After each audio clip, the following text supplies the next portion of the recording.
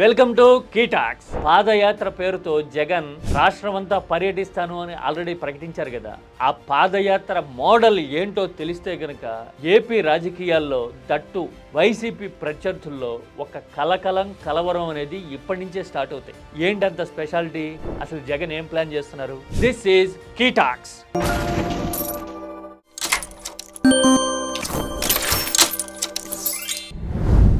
దేశంలో చాలా రకాల పాదయాత్రలు ఆల్రెడీ చూసాం. రాష్ట్ర రాజకీయ గతిని చరిత్రని తిరగరాసిన పాదయాత్ర వైఎస్ఆర్ ఆల్రెడీ చూపించారు.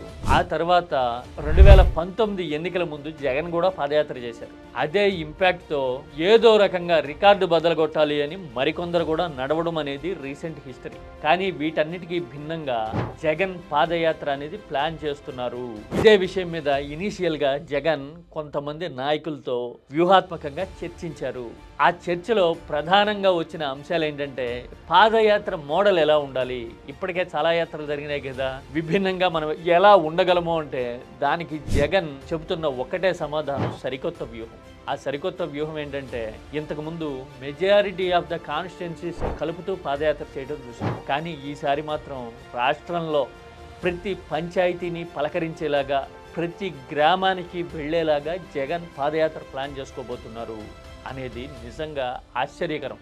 ఎందుకంటే సుమారు 10,000కు పైగా పంచాయతీలు ఉన్నాయి అనుకుంటే ఇంకెన్ని గ్రామాలు ఉంటాయి ఏపీలో? వీళ్ళందరినీ పలకరించడము, ప్రజలతో మమేకం కావాలి అని అనుకోవడం అంటే నిజంగా అదొక సాహసం అనుకోవాలి. అంటే ఇక వేరే ఏ పని పెట్టుకోకుండా 24 గంటల్లో కనీసం 16 గంటలు అదే పని మీద ఉంటూ నిరంతరం జనంలో తిరిగే మనస్తత్వం ఉండి మ్యాచ్లెస్ కమిట్మెంట్ ఉంటే తప్ప ఇలాంటి అటెంప్ట్ చేయలేరు. జగన్ ఒక పని మొదలు పెట్టారు అంటే ఆ టాస్క్ మీద ఇలాగే ఎట్టి పరిస్థితుల్లోనూ వెనక్కి తగ్గేది లేదన్నట్టుగా ఉండే ధోరణి ఆల్రెడీ పాదయాత్రలో చూపించారు. కాబట్టి మరోసారి అంతకు మించి రెట్టించిన ఉత్సాహంతో ప్రతి ఒక్కరిని పలకరించాలి అనే లక్ష్యాన్ని పెట్టుకున్నట్టుగా చెప్తూ ఉన్నారు. ఇది బహుశా ఏపీ చరిత్రలోనే కాదు, ఇండియాలోనే ఇది ఒక ఫినామినల్ మైల్ స్టోన్ అయ్యేందుకు అవకాశాలు ఉన్నాయి అని అనిపిస్తోంది పొలిటికల్ డైమెన్షన్ లో చూస్తే.